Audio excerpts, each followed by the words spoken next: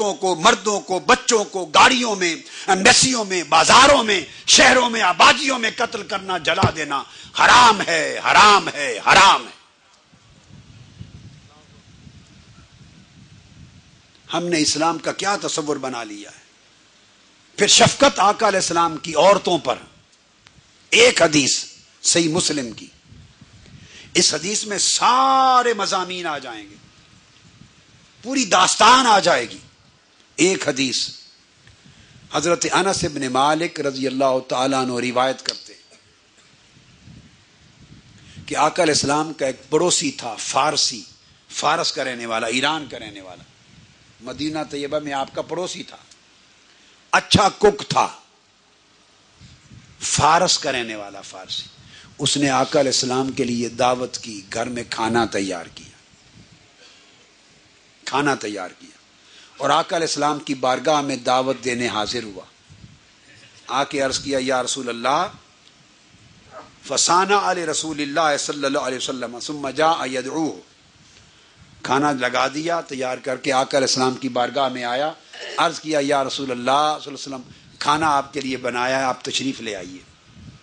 ساتھ ام المومنین حضرت عائشہ صدیقہ رضی اللہ تعالی عنہا بیٹھی تھی۔ جب انہوں نے دعوت دی تو آگے سنیے، آقا علیہ السلام نے فرمایا وَحَاذِهِ، یہ جو عائشہ بیٹھی ہے اس کے لیے کیا کہتے ہو؟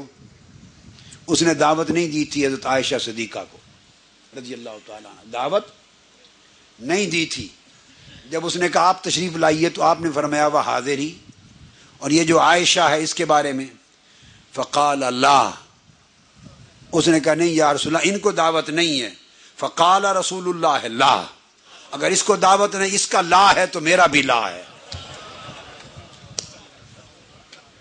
اس کے لیے لا ہے تو میرا بھی لا ہے۔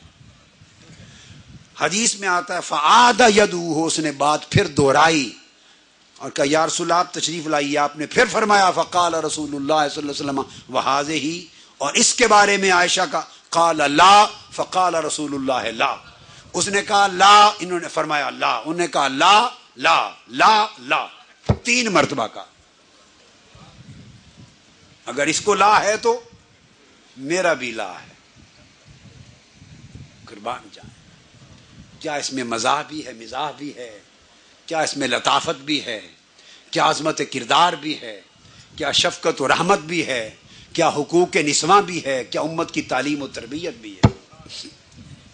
جب 3 بار ایسا ہوا لا، وہ سمجھ گیا آقا علیہ السلام کا منشا یہی ہے، تو تب اس نے پھر پوچھا، آقا علیہ السلام نے پھر فرمایا وَحَاذِهِ، اب بتاؤ اس کے بارے میں کیا؟ قال نعم، یا رسول اللہ ان کو بھی دعوت ہے۔ تو آقا علیہ السلام مسکرا پڑے، فقاما یتدافعان، پھر دونوں ایک دوسرے کے ساتھ آگے پیچھے ہوتے چل کے دعوت پہ گئے۔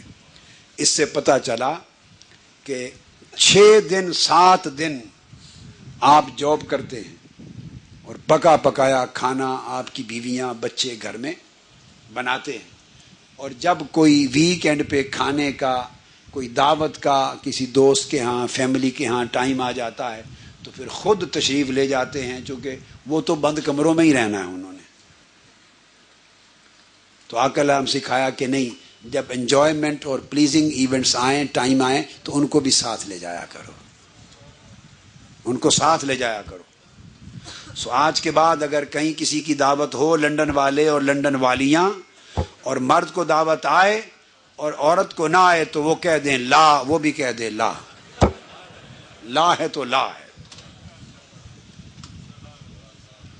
اندازہ کریں کتنا پروگریسو ایٹیچیوڈ ہے میرے آقا علیہ الصلوۃ والسلام، کتنا آقا علیہ السلام حقوق کا خیال رکھتے ہیں، کتنی شفقت کا خیال رکھتے ہیں، کتنا لطف و کرم فرماتے ہیں۔ ایک ایک حدیث میں ایک ایک حدیث صرف کوٹ کر رہا ہوں، اور یہ سمندر ہے، یہ ایک نمونہ ایک ایک حدیث کا سمجھا رہا ہوں تاکہ پتہ چلے کہ اسلام ہے کیا اور آقا علیہ السلام کی سیرت طیبہ ہے کیا، اور ہم نے کیا بنا رکھا ہے۔ کتنے لطیف جذبات کا خیال میرے آقا علیہ السلام نے رکھا۔ حدیث پاک میں ہے، صحیح بخاری اور مسلم میں متفق علیہ، انس بن مالک رضی اللہ تعالیٰ عنہ روایت کرتے ہیں، آقا علیہ السلام نے فرمایا انی لادخل فی الصلاۃ وانا اريد اطالتها فاسمع بكاء الصبي فتجوز في صلاتي مما اعلم من شدت وجد امه ببكائه. آقا علیہ السلام نے فرمایا کہ میں کبھی نماز شروع کرتا ہوں، جماعت کرا رہا ہوں، اور میری خواہش ہوتی ہے کہ میں طویل قیام کروں اور لمبی صورتیں پڑھوں اور اللہ کے حضور لمبا قیام کروں، طویل قرات کرنے کی میری خواہش ہوتی ہے. نماز شروع کر دیتا ہوں، اچانک کئی بار ایسا ہوتا ہے کہ مسجد میں کسی کونے سے چھوٹے بچے کے رونے کی آواز آتی، چونکہ ان کے پاس آیا اور گھر کی ہاؤس ہولڈ سرونٹس تو نہیں ہوتی تھی، بچوں کو ساتھ لاتی تھی، ایک کونے میں بٹھا دیا اور آقا علیہ السلام کی ابتدا میں نماز پڑھنے لگ گئی پچھلی صف پر. آقا علیہ السلام فرماتے ہیں کسی بچے کے رونے کی آواز آتی اور مجھے خیال گزرتا ادھر بچہ رو رہا ہے، ادھر اس کی ماں کی مامتا تڑپ رہی ہوگی. جب تک سلام نہیں پھرے گا بچہ روتا رہے گا، ماں تڑپتی رہے گی. میں اس بچے کے رونے اور اس کو رونے پر ماں کے پریشان ہونے کی خاطر اپنا ارادہ ترک کر دیتا ہوں، نماز کو مختصر کر کے سلام پھیر دیتا ہوں، نماز مختصر کر دیتا ہوں تاکہ عورت جلد فارغ ہو جائے اور اپنے بچے کو جا کے اٹھا لے، اپنے بچے کو جا کر اٹھا لے. یہ آقا علیہ الصلوۃ والسلام کا طرز عمل. پھر بچوں کے ساتھ حضور کی شفقت کا یہ عالم کہ آپ کی مجلس میں بچے بیٹھتے. آج کوئی بچہ مجلس میں آگے بیٹھ جائے نا تو جب بزرگ آتے ہیں کہتے ہیں بچے کو اٹھو جائے پیچھے جا بے جا، اٹھ جا اٹھ جا پیچھے جا، بڑے میں نہیں بیٹھی جا، یہ بزرگاں دی جگہ ہے. اس کو اٹھا دیتے ہیں، دل شکنی کرتے ہیں. اس بچے نے کیا سیکھنا ہے ہم سے دین؟ آقا علیہ السلام نے کسی بچے کو کبھی نہیں اٹھایا کہ پیچھے جا بیٹھو. چلڈرن رائٹس ہیں، ویمن رائٹس ہیں.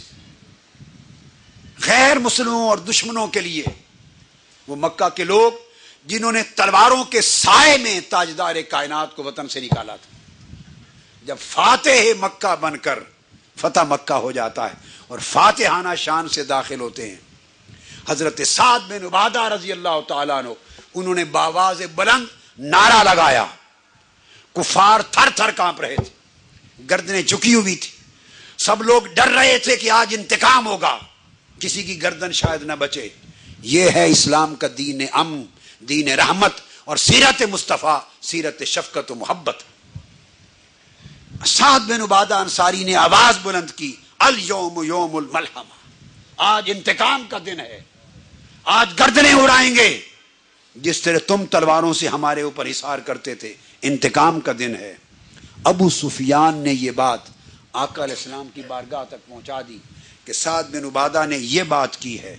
میرے آقا قیام فرما ہوئے کھڑے ہو گئے اور کھڑے ہو کے فرمانے لگے سارے صحابہ سے، نہیں، الیوم یوم المرحمہ، آج رحمت کرنے اور معاف کر دینے کا دن ہے، معاف کر دینے کا دن ہے. اور بآواز بلند اعلان فرمایا، تم تھر تھر کانپ رہے ہو، گردنیں بلند کرو، آج تم سے کوئی انتقام نہیں لیا جائے گا، جاؤ تمہیں آزاد کیا جاتا ہے. فتح مکہ پہ قبول اسلام سے پہلے سب سے بڑا دشمن ابو سفیان تھا. قبول اسلام کیا تو صحابی ہو گئے رضی اللہ تعالی عنہ. اور آقا علیہ السلام نے فرمایا، من دخل دار ابی سفیان فهو آمن ومن القى السلاح فهو آمن ومن اغلق بابه فهو آمن.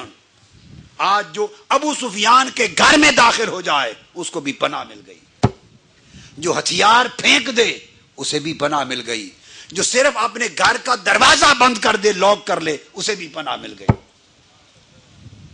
اتنا بڑا اوپن پارڈننگ اور فارگیونیس کا کوئی میسج کائنات میں کسی نے دیا ہے؟ یہ آقا علیہ السلام کی شان تھی اور اسلام کا تصور تھا. بات ختم کرتے ہوئے پھر جو غیر مسلم شہری بن جاتے ہیں، نان مسلم، ان کے لیے میرے آقا علیہ السلام نے فرمایا، جس شخص نے کسی غیر مسلم کو، جو ایک ٹریٹی اور کانٹیکٹ آف پیس کے ساتھ آپ کا شہری رہ رہا ہے، جس نے اس کو ناجائز قتل کر دیا، اللہ پاک نے اس شخص پر، مسلمان پر، قتل کرنے والے پر جنت حرام کر دی. اور آقا علیہ السلام نے فرمایا، عبداللہ بن عمر رضی اللہ تعالیٰ عنہ راوی ہے، من قتل قتیلا من اہل الذمہ لم یجد ریح الجنہ. جو لوگ ہماری پروٹیکشن میں ہیں، نان مسلم سٹیزن، ان میں سے کسی ایک کو قتل کر دے،